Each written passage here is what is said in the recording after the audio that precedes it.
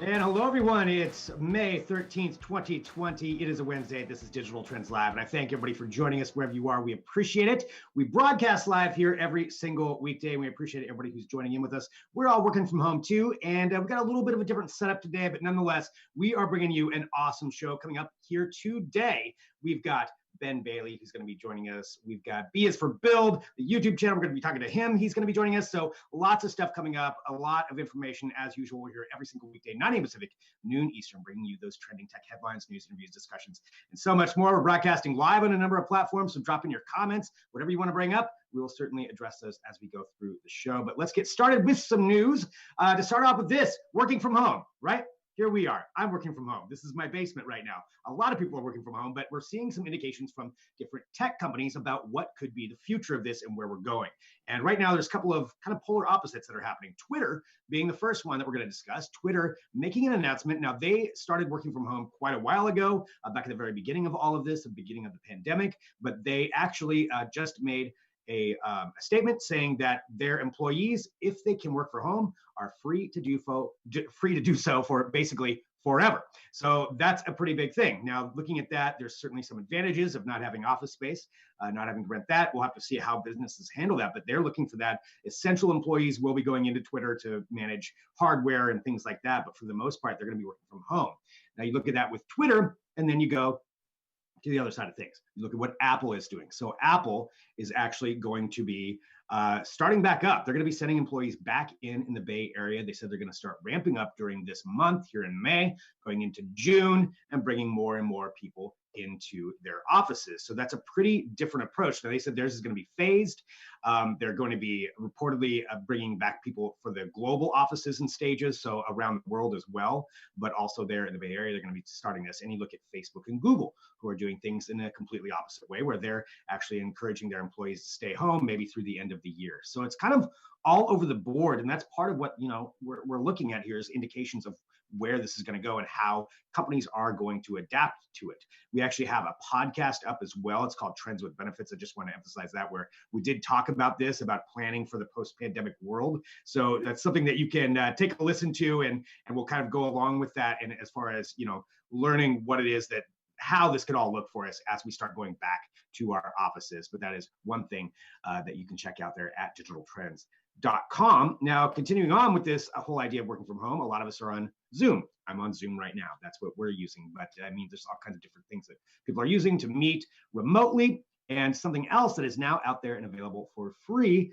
is this company called Spatial. So Spatial is essentially the virtual reality, augmented reality, X reality, mixed reality version of Zoom. Now, Spatial's been around for a while. They're a company that we've actually spoken to before, and we've done a few different interviews with them. But what it is essentially a VR room that you can use with virtually any device to join in with your coworkers and have a collaborative workspace. So it's pretty interesting how the platform works, mainly because of that idea that you can use anything. Now, certainly you can use VR headsets, Oculus, and anything along those lines.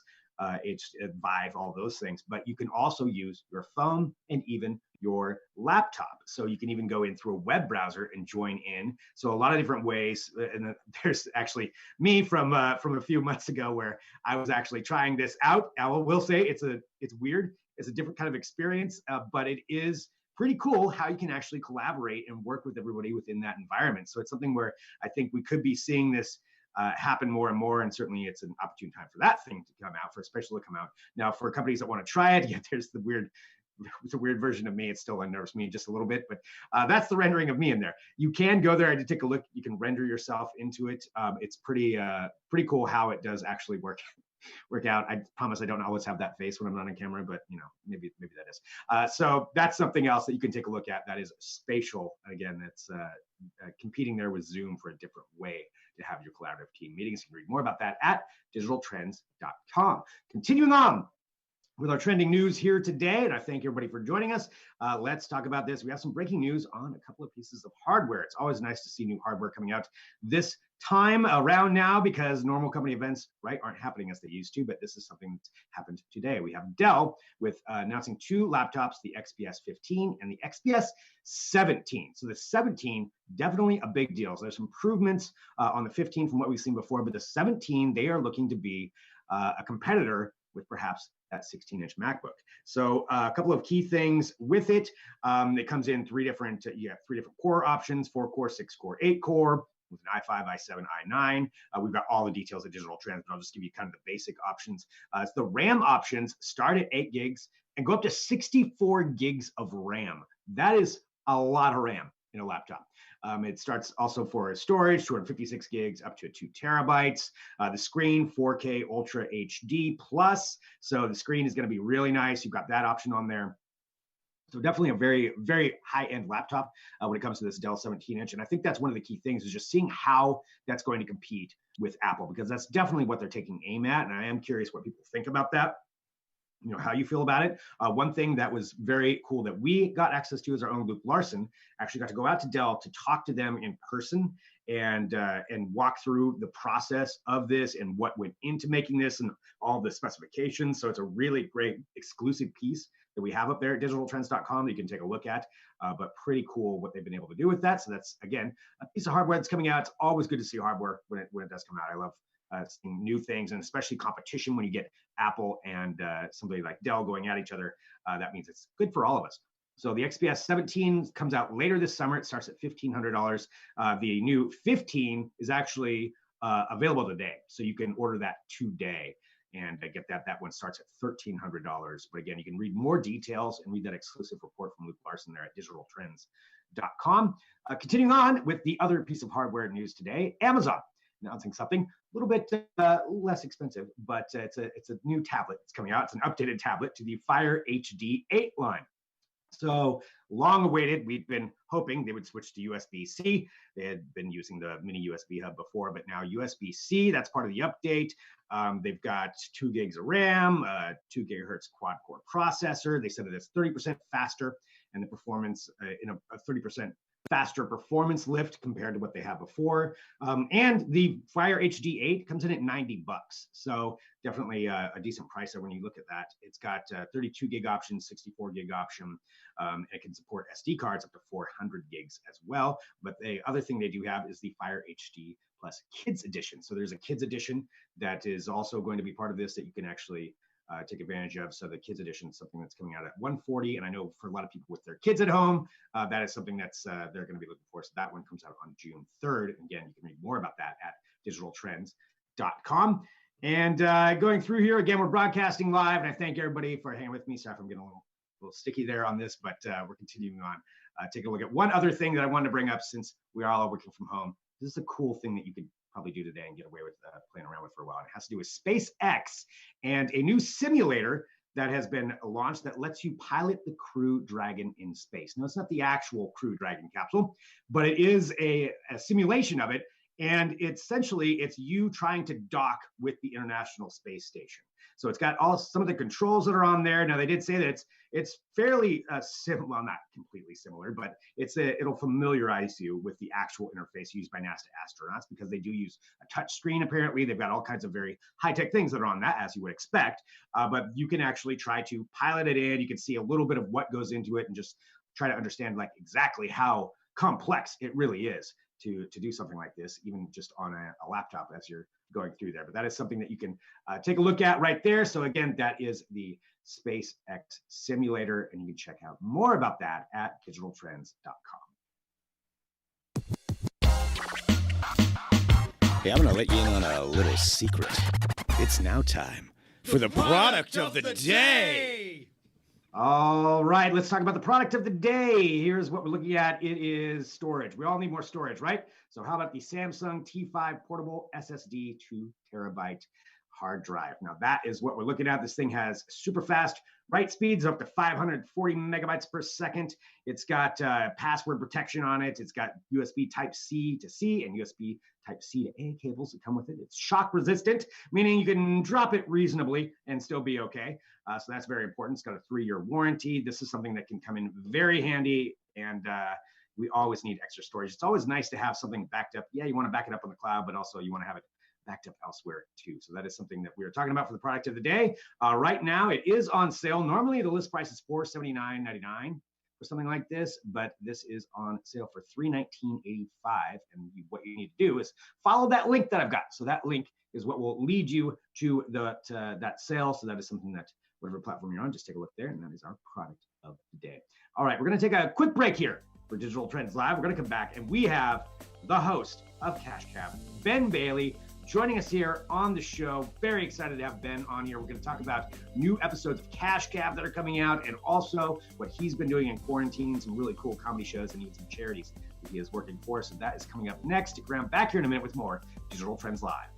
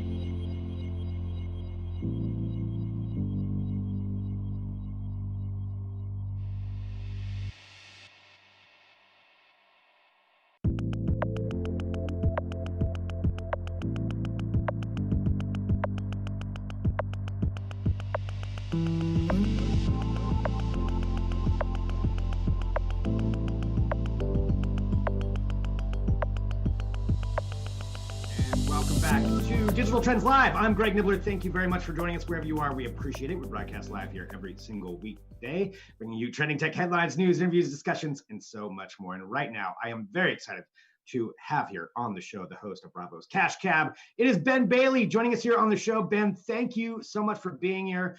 First off, something that we're asking everybody is, how are you holding up during quarantine?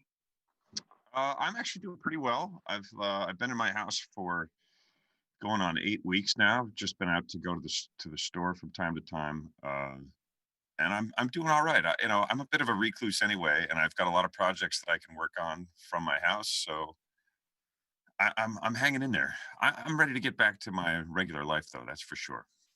Yeah, I think we're all looking for that whenever that does happen. But I did want to talk to you too. Just you mentioned that you have all these projects at home. We're going to talk about Cash Cab for sure, but I want to talk to you about some of the Instagram shows that you've been doing and some of the live performances. What's that been like, just from a stand-up comedian perspective, of going from performing in front of crowds and getting that crowd reaction to performing on Instagram and reading comments for the reaction? It's very different. It's been a big leap. I'm getting comfortable. I can't believe it, but we've done 16 of these working from home shows now. I say it's basically myself, but I have my girlfriend is kind of pseudo co-host and producer. She's, playing music and different sounds and stuff for me. But part of that is laughs from my last special. I took them and put them into little laugh tracks so that she can give me laughs, so I don't just feel like I'm like I'm dying up there. But it's definitely taken some getting used to, but I'm getting there and we're having a good time with it. Yeah, and I noticed some pictures that you posted too of your setup. It's pretty interesting how you're doing it. Are you broadcasting through, if I understand this correctly, through several different phones at the same time?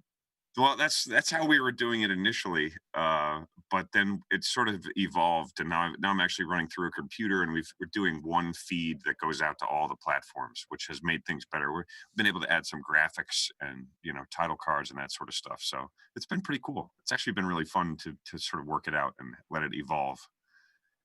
Yeah, I would imagine. Yeah, that's definitely interesting how that's kind of evolving and changing when you look at that stuff. Talking about going from stand up and the events at home, and I do want to talk about some of the charities as well, and some of the different things that you're doing for that end. But going to Cash Cab coming back on May 13th. I got to ask, as far as the show itself, when did you finish filming on this season? We filmed all this stuff last summer, so way before anybody was hiding from the coronavirus. We were out there. I think it was July and August of last year. So it's all stuff that we filmed already. And it'll be cool because, if you're watching these new episodes, it's like going back in time a little bit to before everyone was quarantining and isolating and stuff. So.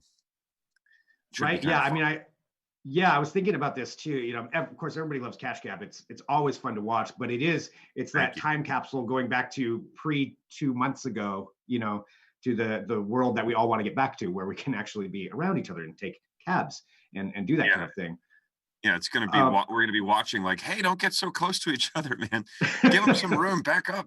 What are you guys doing? Yeah. Right. Well, talking about this season, I know, you've had celebrity guests that showed up on one of the last couple of seasons. Looking forward to this season, that's going to be coming out. Again, it's out today. I guess today is May 13th. Dates are confusing at this point. But May 13th, so it's out today. Right. The new episodes are tonight. They start tonight at 11:30 p.m. Eastern on Bravo. So, and then I think they're running like several of them back to back. So I think there's 4 episodes in a row. 2 hours of Cash Cab, brand new, starting tonight at 11:30. Taking a look at this season, what can people expect? Are there some surprises that we're going to get in this one? There's a couple of Bravo celebrities. That's their Bravo's word for their stars that show up and surprise people in the Cash Cab. So that's fun. Other than that, it's it's the same old Cash Cab that you love. It's me driving around asking people general knowledge questions and giving away money, hopefully, and kicking them out if they lose.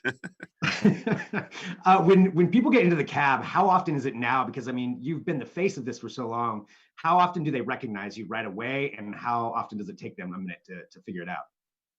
It's become very difficult for us to sort of keep it from them.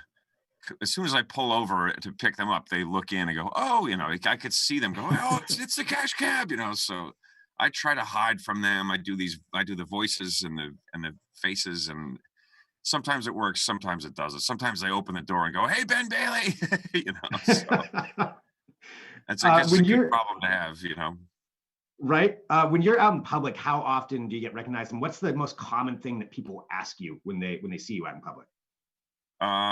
It's hard to remember what it's like to go out in public without a mask over my face, but but pretty much every time I go out, I guess somebody recognizes me. You know what's funny is if I'm quiet, people don't recognize me as much. But as soon as I speak, some people are like, "Who's? I know that voice. I know that voice."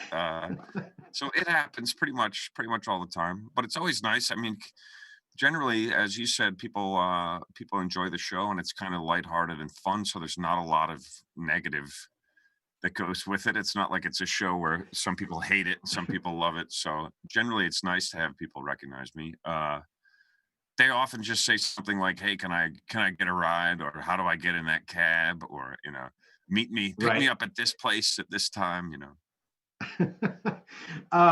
Yeah, that's got to be interesting going out and having people, yeah, recognize your voice every single time. And they're thinking, okay, wait, how can I get money right now? Because this is the guy Yeah, that asked me the questions.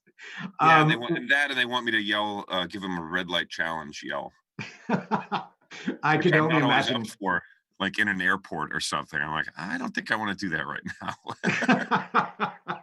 Well, I want to say thank you very much for joining us too. Ben, Oh, of course. it honestly is such a great show, and it's such a perfect time for it to come out for so many reasons. Not only the entertainment that everybody loves, it's almost comfort watching Cash Cab, but Yeah, also the time machine as well to get to see yeah, what things were like. yeah, yeah. I'm excited, man. I think it's going to be a good premiere and a good season. I think that, as you said, the timing is really good. It's just a break. I always wanted it to just be a break from stuff. I feel the same way about my stand up. I don't get political. I don't talk about anything like that. It's supposed to be an escape. You're supposed to be laughing and forgetting about stuff, not being pushed one way or the other. That's just not what I do. So I try to bring Yeah, that to Gab also.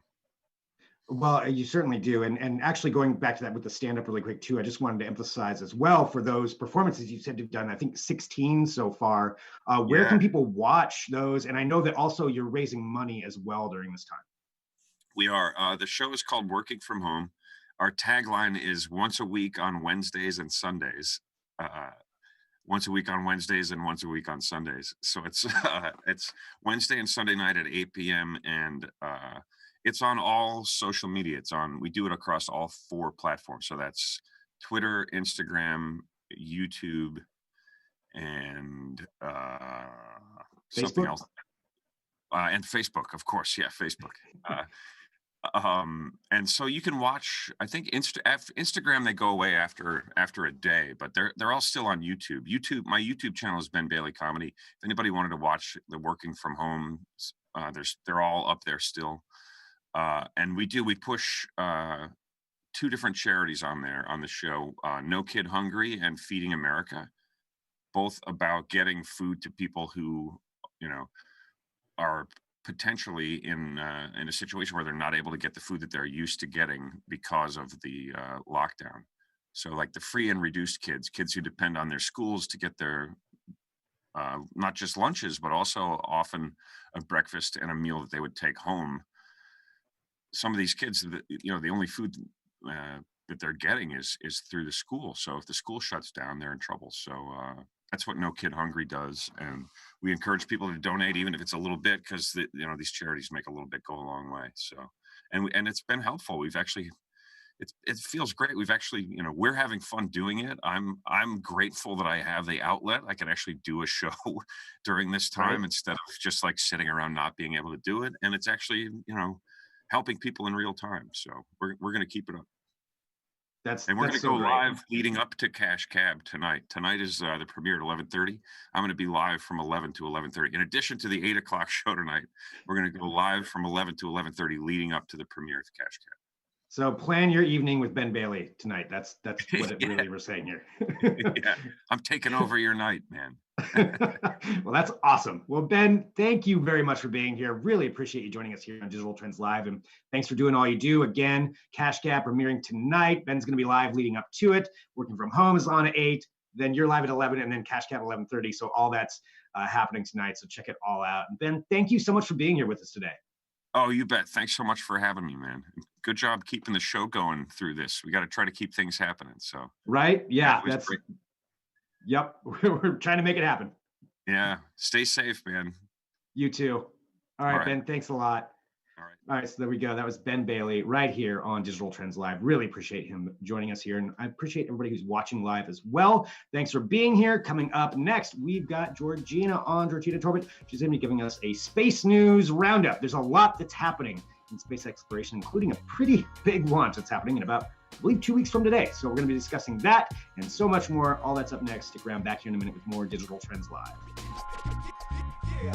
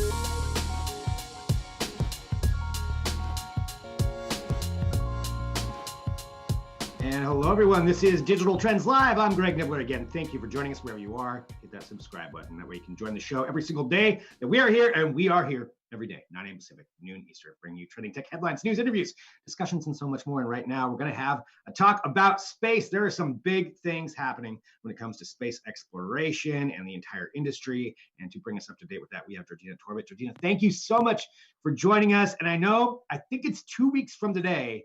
There's a pretty major thing that's happening when it comes to space exploration. That's right. Hey, Greg, good to see you too.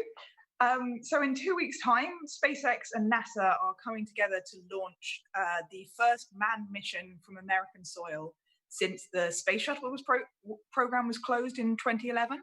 So they are testing out the new Crew Dragon capsule that, if everything goes well, it will be used to carry astronauts from the Earth up to the International Space Station. And they've tested out various parts of the Crew Dragon. They've done what are called abort tests to make sure the system works. But in 2 weeks' time, it's going to be the first manned test flight. So the first time 2 actual astronauts are going to be in that capsule. So that's a really exciting one that I think a lot of people are going to be tuning into. Yeah, I mean, that's pretty incredible, the fact that it's been that long, and then now, with this commercial endeavor going up there. Now, have there been any concerns with coronavirus and everything else that's going on with that? I mean, any major concerns? Well, obviously the crew need to be careful, because the last thing they want is for any kind of infection to get up onto the ISS. But in fact, they already have quite strict quarantine procedures for going to the ISS anyway, even before Corona. So astronauts were always put into usually 2-week kind of quarantine periods before and after going to the ISS. And they have stepped up those a bit more now. The quarantines are a little more severe. But in some ways, the procedure for the astronauts isn't quite so different. What is different, though, is that NASA has specifically asked the public, please don't come to Kennedy Space Center to watch this launch. Normally, they love getting the public there and they love having an audience for that. But even the astronauts' families aren't going to be there. It's too dangerous to have a crowd of people actually in place at the launch site. So a lot of that will be viewed online instead. So there will be live streams if you want to watch the event happen. That will be possible. But NASA is very firm that everyone should stay at home and not actually come out for the launch. I will say I tried to get press credentials actually for this launch, and I got that message back like, no, nobody's going to be doing this right now. So, so yeah, it is pretty interesting with all of that. But I'm glad the launch is going forward. It's going to be really huge. Now, going from there to SpaceX, something else that I know, we talk about a lot on here, and certainly a lot of people see them, are the Starlink satellites, because it seems like they're sending them up at least once a month, if not more. But there's been some real concerns about it from astronomers and who are concerned about how much it's reflecting back light and that it can screw things up. But now I know SpaceX came forward with a couple of plans, if I understand right, that could mitigate some of those issues. Yeah, that's right. So the concern is that the satellites are very reflective of light, so that when they're launched, because they're called what's called constellation satellites, there's usually about 60 in each batch. It's a lot more disruptive than a single satellite would be. And the other problem is normally most satellites are sent into what's called geostation synchronous orbit. So it's like high up, but far away from Earth. But the Starlink satellites actually sit in low Earth orbit. So they're a lot closer to us. And all of these things mean that they cause all of these problems, especially when astronomers are trying to take long duration images of the entire night sky. And SpaceX at first were quite dismissive of this as a problem. And Elon Musk had said, there's not going to be any impact at all. It's not going to cause any problems. But over the last year or so, there's been all of the pictures like we were just seeing there of problems caused by Starlink. So they've come up with two plans now.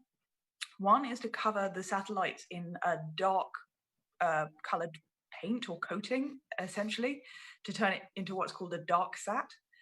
And they've tried some experiments with that, and that seems to reduce the problem a little bit. It does seem to help.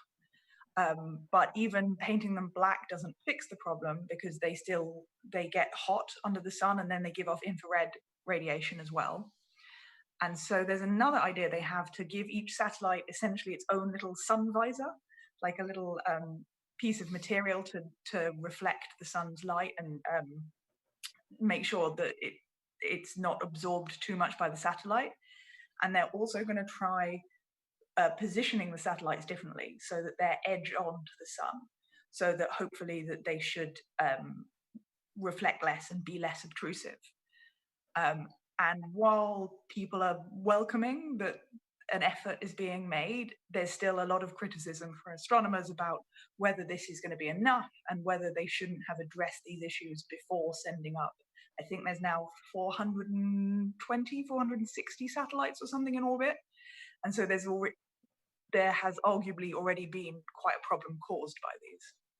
Yeah, it is kind of funny they didn't think about this beforehand, especially with the possible plan of 30,000 satellites up, and they didn't think about the fact that it could be kind of a nuisance. But that's good. At least they're trying out some different things to try to solve that. And I know one other thing too, and just our space roundup here, and thanks to everybody who's watching, are just talking about NASA engineers and just how incredible they are. I know they did something that kind of helps out with coronavirus relief. Yeah, there was a group of engineers from NASA's Jet Propulsion Laboratory, and they were trying to decide if there was anything helpful they could contribute to the fight against coronavirus. And they decided that they wanted to try and design and build a ventilator. The problem is, like, there's a massive shortage of ventilators, and a lot of the designs that have come out and a lot of new suggestions that you've seen private companies come out with recently, they use the same parts as traditional ventilators. And so when there's a shortage of those, having a new design doesn't really help if you're kind of taking over from the same supply chains that are really stuck. So what these NASA engineers did is they came up with a design based on totally different components. They use things from like the welding industry, for example, because welding is currently very largely shut down. There's a lot of abundant spare parts. And they found a way to repurpose all of these different components, and they managed to design and build a working ventilator in 37 days, which is really incredible, actually, like a phenomenal achievement. And they've also just managed to get it approved by the FDA. This is another big issue. Like, anyone, well, not anyone, but it's relatively simple to design a ventilator, but it's quite something else to get one that can be approved for use immediately in American hospitals. And that's what they've managed to do, which is really impressive.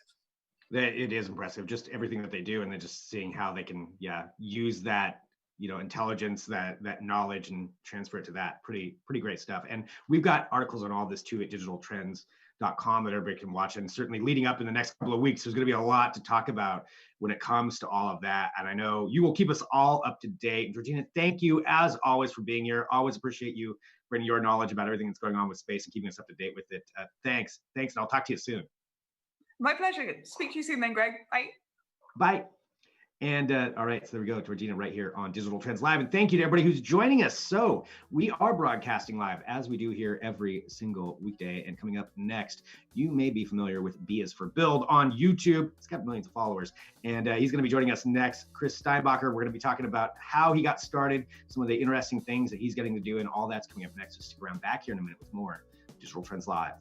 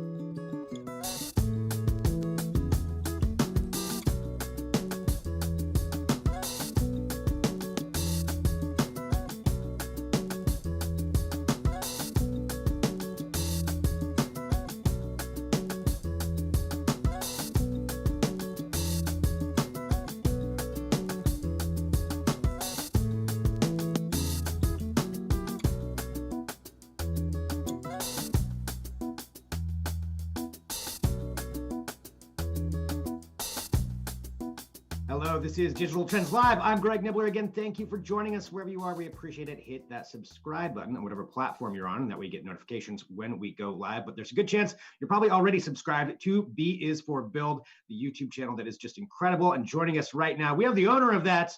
It's Chris Steinbacher joining us here on the show. Chris, I want to say thank you very much. There's so many questions I have for you, but to start off, we're asking everybody, how are you holding up during quarantine? I'm doing pretty good. I feel really fortunate. We're able to keep working. We're able to keep the shop going. Putting out videos and content for people that are maybe less fortunate at home, kind of bored, maybe need a little bit of inspiration. So feels great. I feel very fortunate.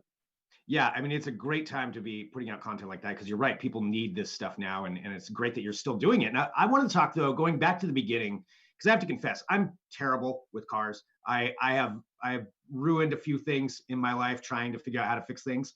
And that's why channels like yours are very helpful. But you started off as a software engineer and then got into this. And I'm curious about how that all happened. What was the inspiration going from software engineering to working on cars?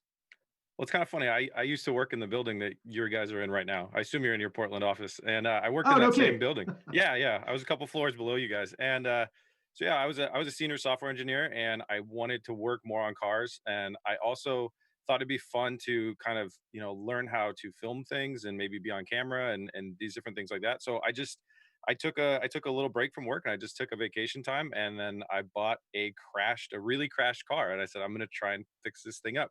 And that's how it all started. And I just, once I thought I didn't even think I had anything interesting, really. I put a camera on myself because I was too lazy to keep taking pictures and typing out the story of what I was doing. So rather than write it all down, I just thought, you know what, I'll just throw a camera on myself and I'll put it on YouTube, and rather than typing, I'll just talk. And it absolutely kind of sparked interest in a lot of people, and caught fire, and went from there.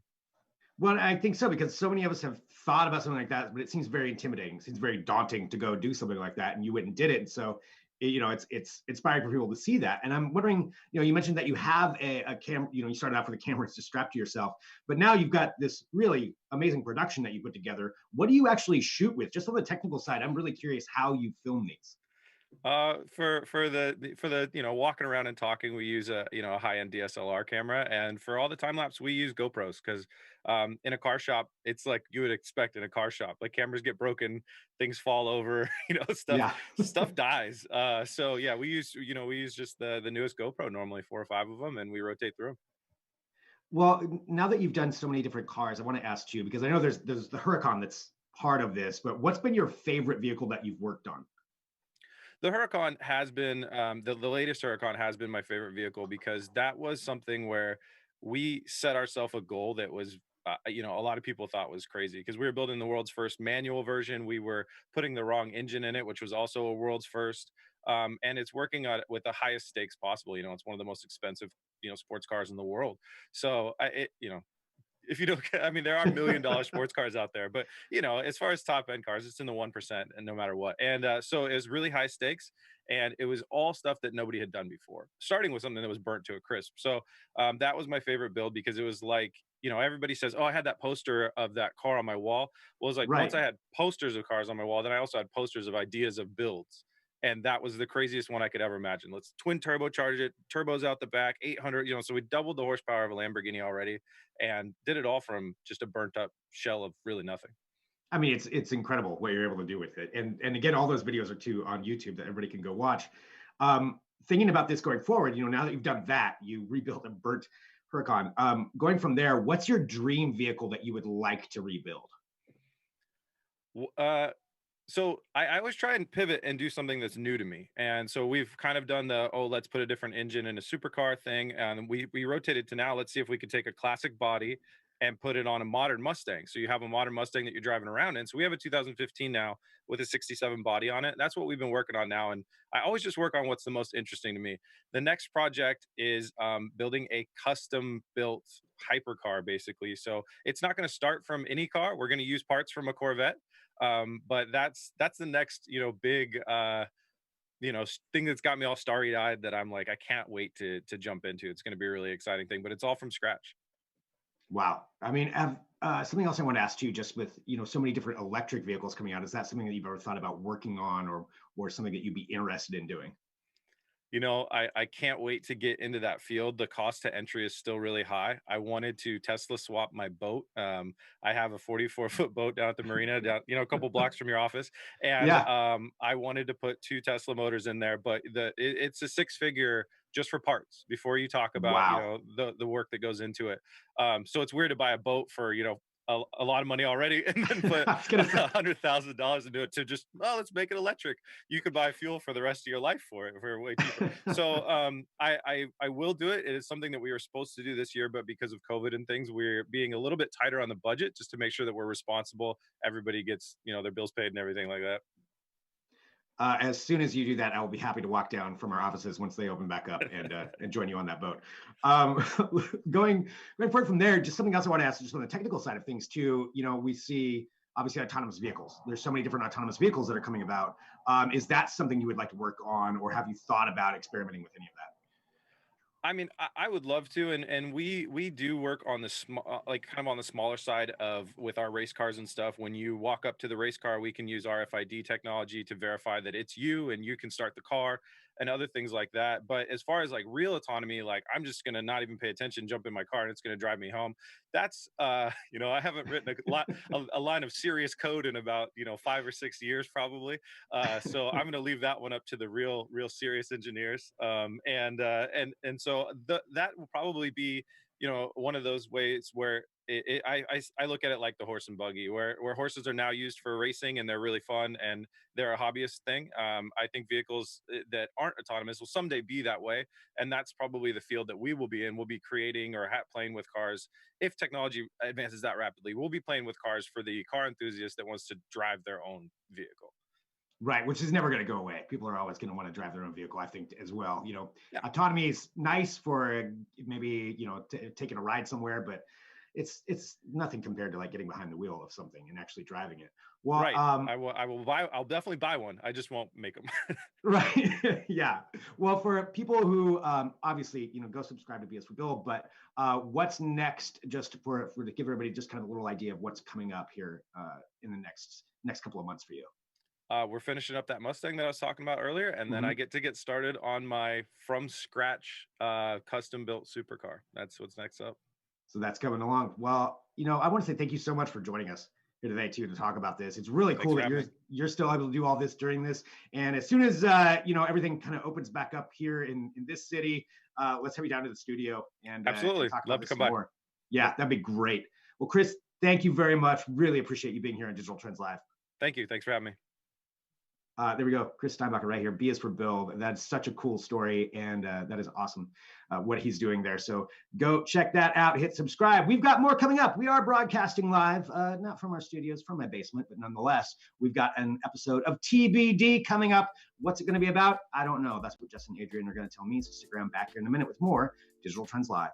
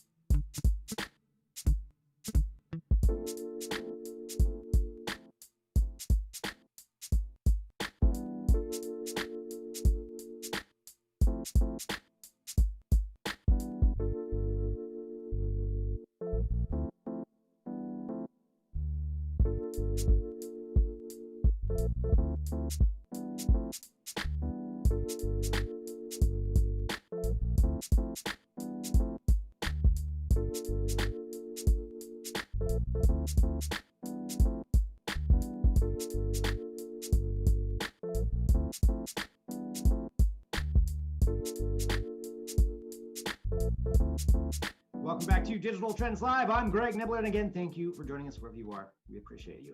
Hit that subscribe button, join the show. But today, it's Wednesday, which means it's time for another segment of TBD. What is TBD about? I don't know. That's what they're going to tell me. So joining us, first off, we have Jess Surabad. Jess, hello. How you doing? Greg, I'm well. How are you doing? Doing good. We're broadcasting. We're making it through here today. That's all we can ask for, right? Yeah, exactly. So we've got Jess and, of course, Adrian Warner. Hello, Adrian. How are you doing? Hey, howdy. I'm doing well. How about yourself? Doing good. Excited to find out what TBD is about today. So what does it stand for? Yes. Well, as you know, TBD stands for something different every week where we're exploring kind of the intersection of tech, pop culture, news. This week's title is Traced by Detectives because we're going to be talking all about contact tracing. I'm going to try not to say contract tracing because I don't know why I can't do that. Now that you've said that, that is all I'm going to be saying every time I talk about it. So that's stuck in my head. So everybody get used to that. Well, with contact tracing, there's probably something that a lot of people have seen, but they may not really understand what it's about. Yeah, absolutely. Honestly, I was one of those people. So before I jump into it and kind of give a little rundown of what it is, Greg, I want to know and ask, is this something that you would consider downloading an app on your smartphone to help aid contact tracing efforts? Normally, I would be paranoid about doing any of that just because I'm paranoid as a person. But for something like this, if it's actually going to help people out, I probably would. Yeah, totally. And it's something a lot of people around the world are considering if they're not already doing so.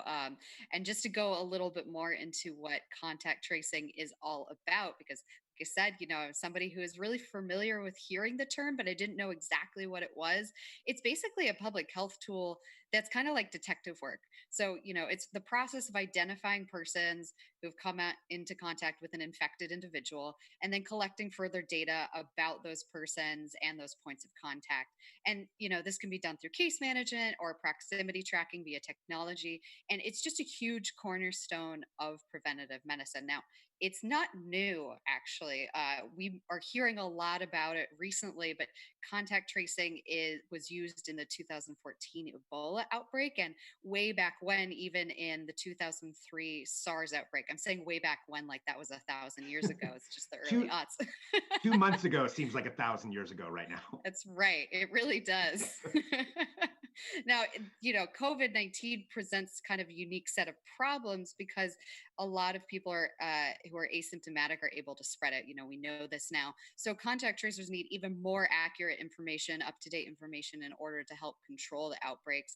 And, other countries like South Korea have had a lot of success in this because they had a head start in developing their contact tracing programs back in the response to MERS in 2015. And their efforts combine patient interviews with collecting GPS data through their cell phones, things like credit card transactions, surveillance cameras, things like that don't really fly here in the US. So here in the US, we're trying to do a lot of local efforts to build kind of big teams of people to help with contact tracing. And so we're going to talk a little bit about what they're doing in New York, which is a huge beefed up effort.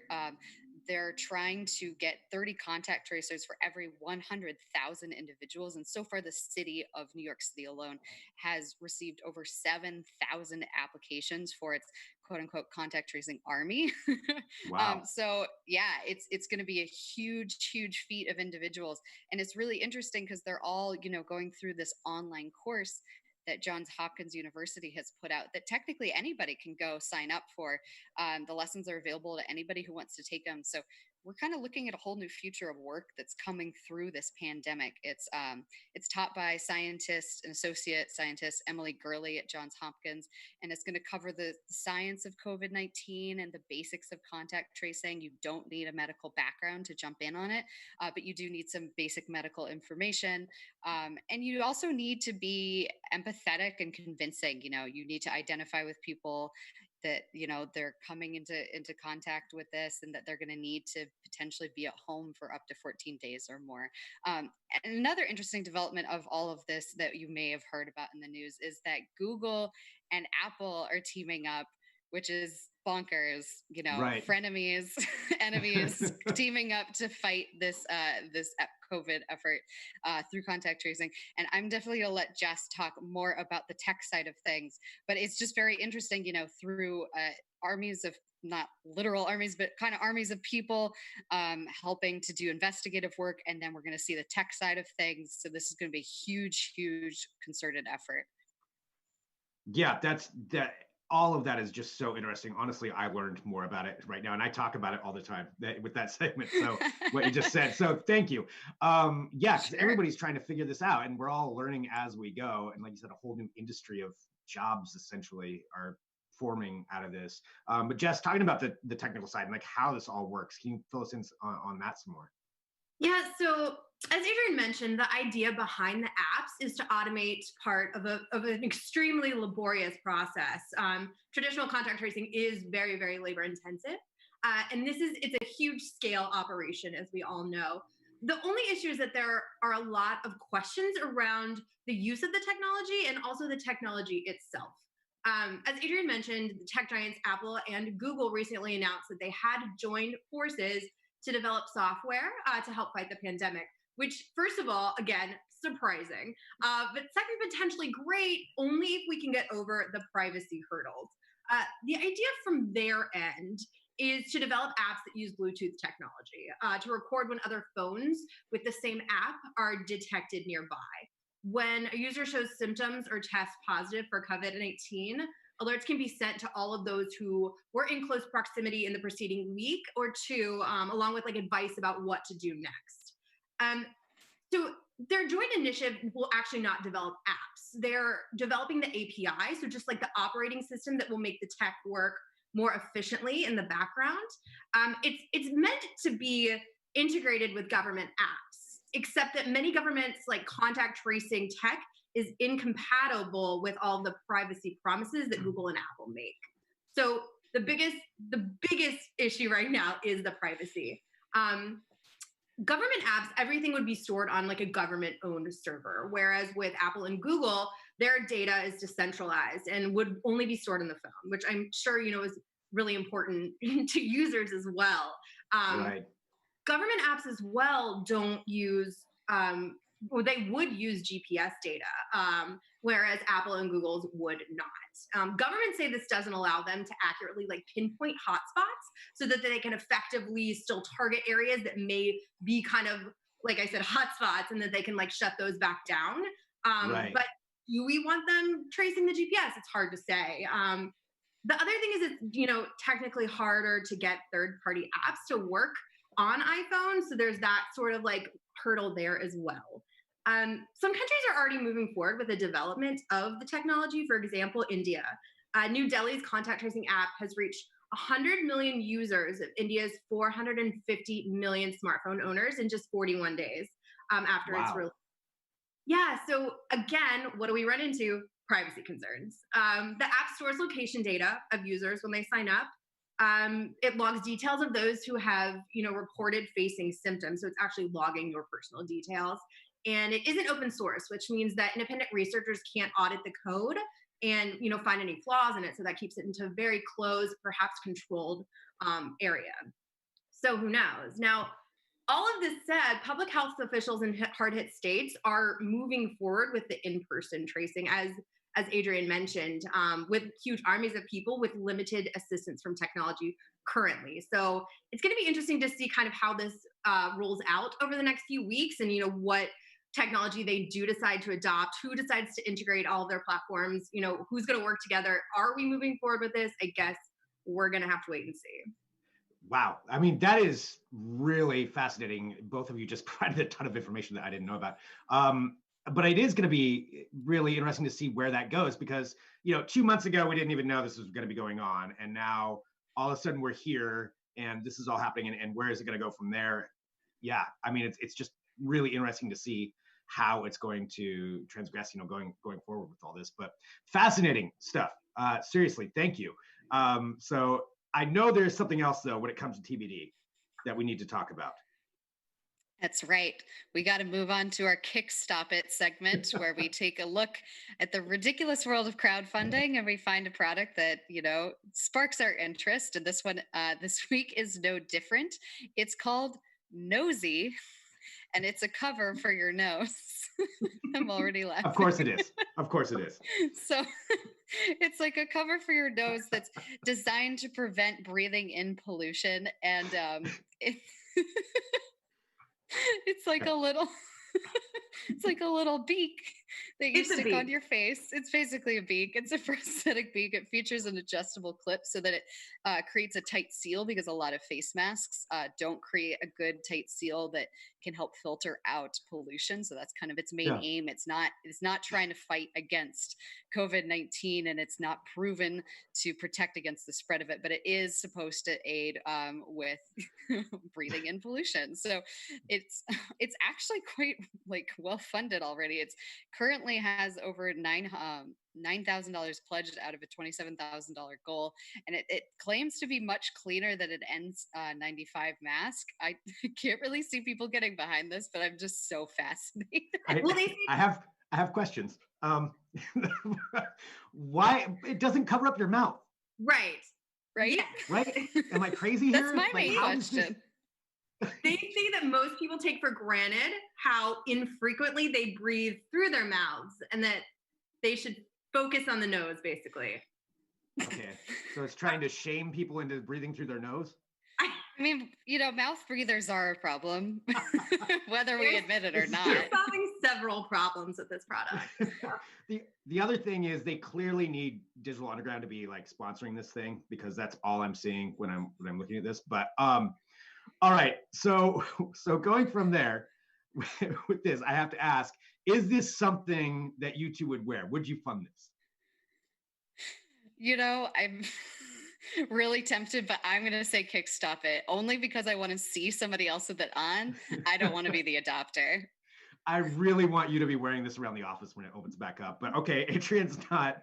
Jess, will you wear this in the office? Absolutely not, no.